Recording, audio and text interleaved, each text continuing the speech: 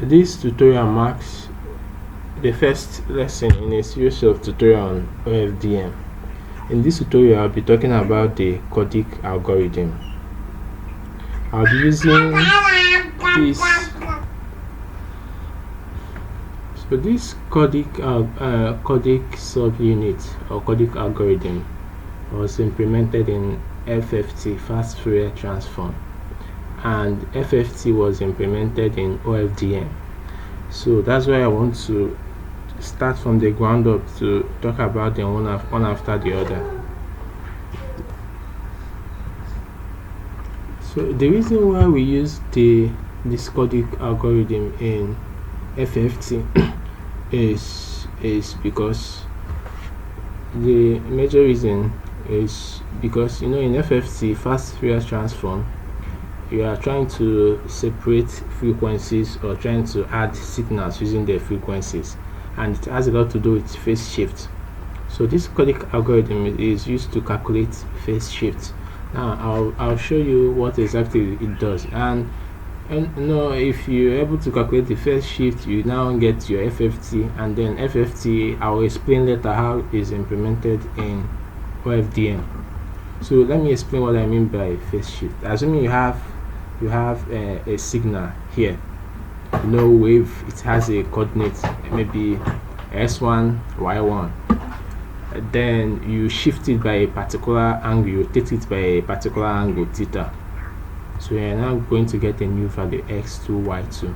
So this Cordic algorithm has the ability to get any of them given between 1, 2 and 3, the initial position, the angle, and the final position.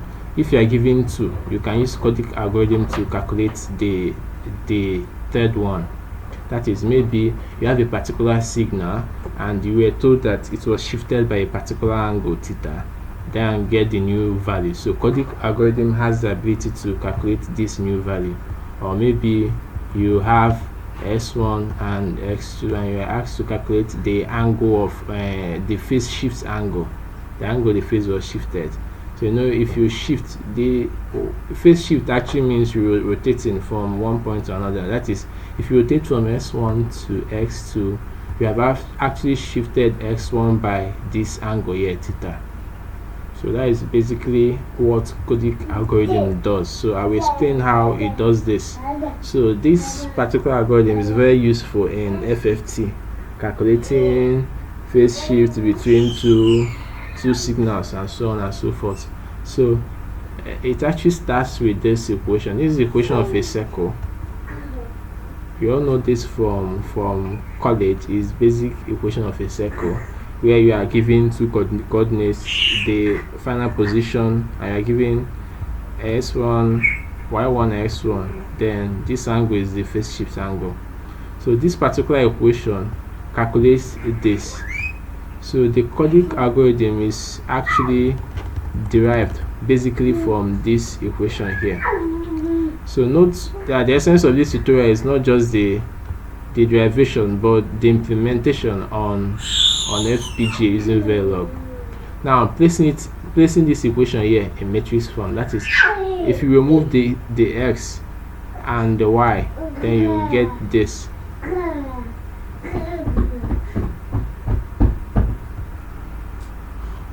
So if in an example the phase shift was 90, so if you substitute 90 here, you will now see cos 90 as 0, sin 90 as 1, then you multiply, you now get this.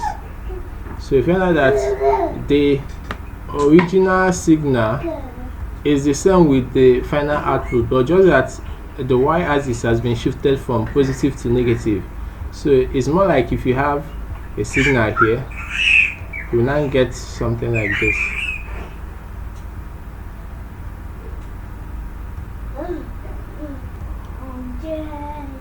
So that's what basically the 90 shift does. It moves you from the positive to the negative, or negative to positive, and then vice versa. So that's, by the way, example explanation of phase shift.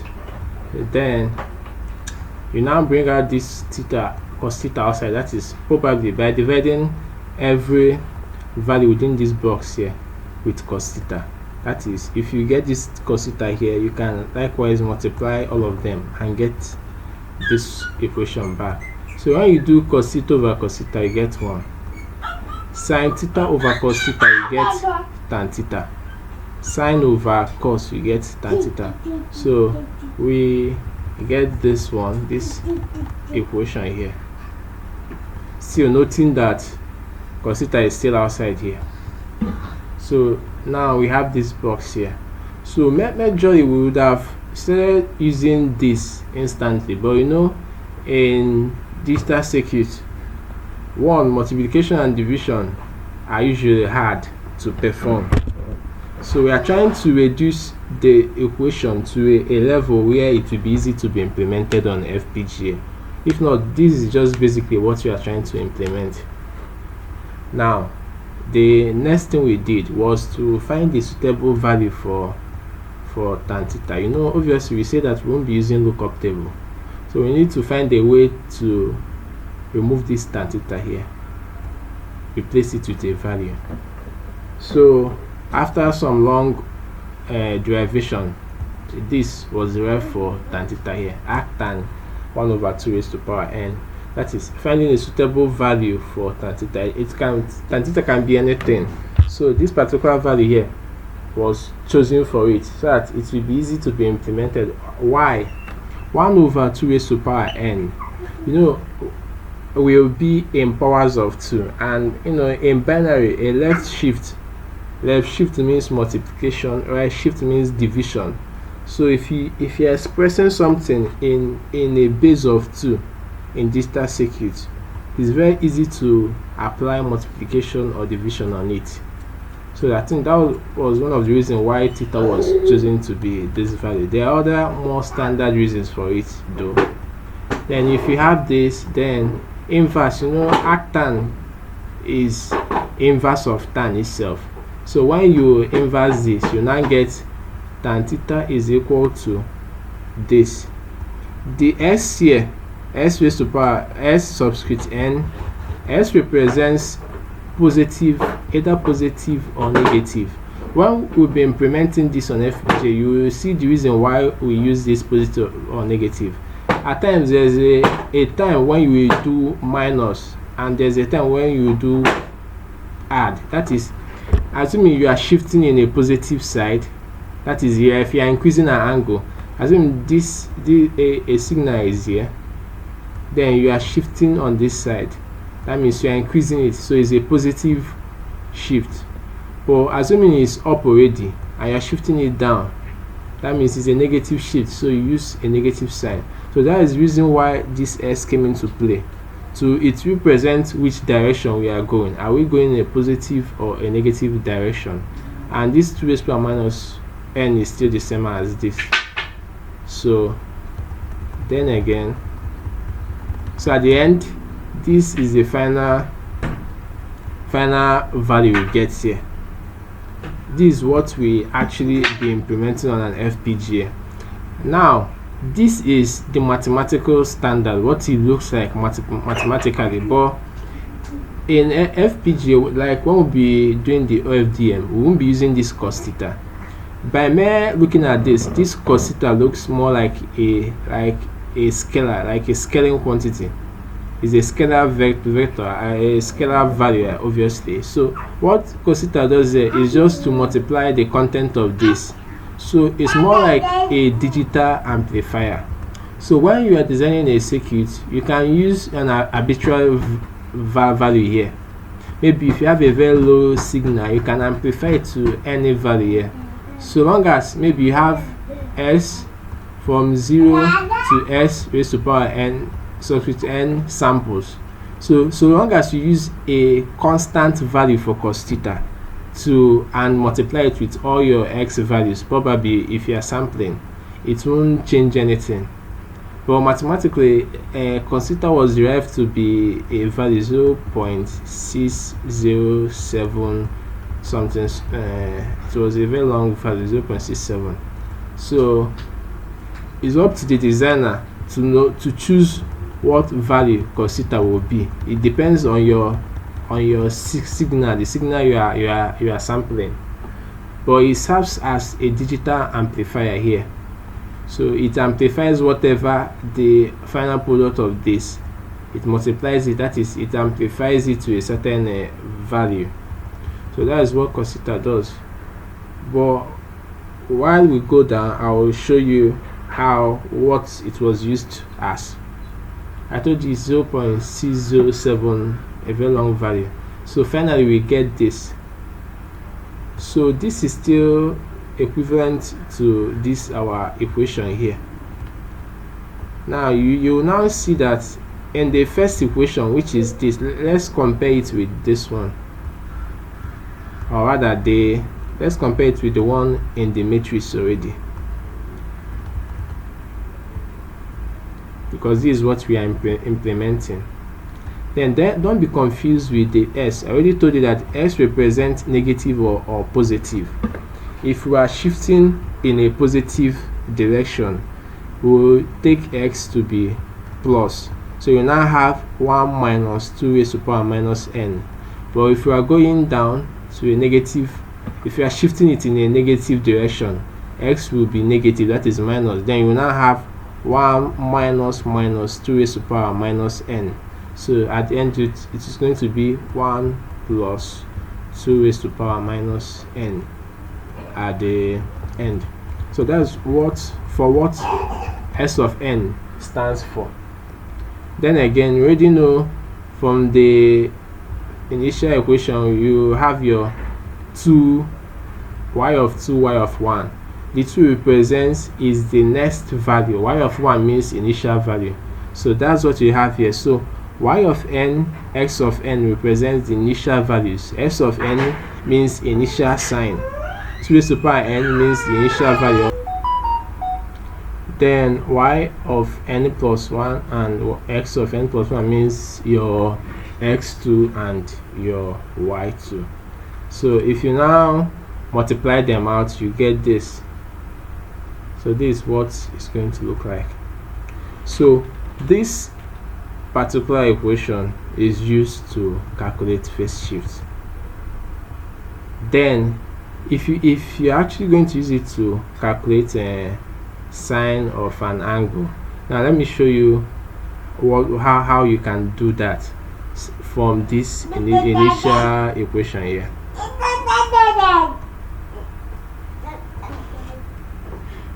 The final circuit we have, you'll be needing, if you have this box as our circuit here, so it's going to have values for where you put your x, where you put your y, where you put your theta, and then you now get your output from here. That is the final circuit, where the output is going to be your x2 and your y2. That is judging from this equation. The inputs here are your x1, your x1, y1, and your theta. So your output will be your x2 and your y2. So that is if the circuit is for calculating the phase shift. Now if you are going to calculate sines of angles, sine theta and cos theta here, then you can set y, this your y input here, to be 0. Once you set your y input here 0, it means you set this y here 0 and this y here 0. So everything here will be off. Everything here will be off, leaving only this s2 is equal to s1 cos theta and y2 is equal to x1 sin theta. And this your theta here is unknown. We are now looking for theta rather than you looking for s1 or s2. Then if you solve this, you will now find out that what you are going to get as your s2 is going to be x1 cos theta, and what you're going to get at your y2 is x1 sin theta. And then again, I already told you that cos theta will have been derived to be 0, that is 0.607 something. So if you ever use that value as your x1 here, that is use that value as x1, that is making it x1 a constant. Therefore, if y1 is 0 and your x1 is a constant k, which is 0.607, then you put the angle you want to get here, maybe 30 degrees, as your theta. What you are going to get as your s2 and your y2 is going to be cos theta and sin theta. So that is how you can use this circuit to calculate cos and sin. Let me explain again. Let me explain afresh.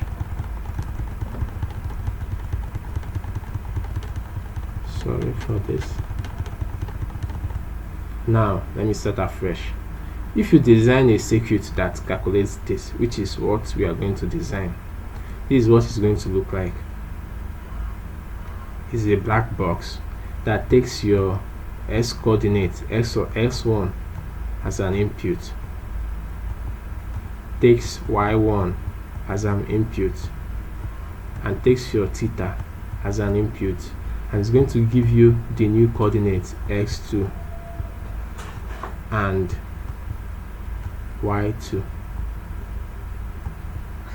There is no theta 2 because you have only one angle phase shift here. So this is judging from this equation. Now instead of putting your y1 and x1, you now put 0 in place of y1. That is, you replace this y1 with 0 here, replace it with 0. That means everything here is 0. Everything here is 0, and now they are all gone. So your output, your x2, this your x2 and y2 output will now be giving you x1 cos theta. That is, whatever you put in x1, the cos of it cos the whatever you put in your theta, and your y2 will give you x1 sin theta. Now you already have a value for theta. You may put 30 degrees here, or maybe say 60 degrees or 40 degrees, whatever degrees you are trying to find. Then for your x1, we now put this our constant at 0.607. Therefore, what you have here is no longer x1. What you have here is a constant k. Then your output is going to be your sine and your cos. That is, your x2 will now give you cos theta, while your y2 will now give you sin theta. That is another way of using this circuit. So instead of using it to calculate the phase shift, you now use it to calculate your cosine and your sines of angle. So that is another main thing I want to explain here. So we can now go back to where we stopped. Then we stopped here. Then for this equation 3, I think I will show the circuit on my FPGA. This is what it looks like in Logic. I have the verilog code on my website. The verilog code is here, down here. You see how I got that circuit. So you need this for you to understand the FFT, because this is a sub-circuit. The Cordic is a sub-circuit in your FFT, and the FFT is a sub-circuit in OFDM. Now let me continue. I'm trying to find a way to explain this particular block, because this is what basically our code will be doing. It will be solving this, and this particular block here represents this equation here, where x of n plus 1, this is it here, x of n plus 1 here, and the x of n, see them, y of n. Then we introduce z of n. Z of n is just used to store a particular is just a storage space per se. Just a storage, it stores angles per se. Now,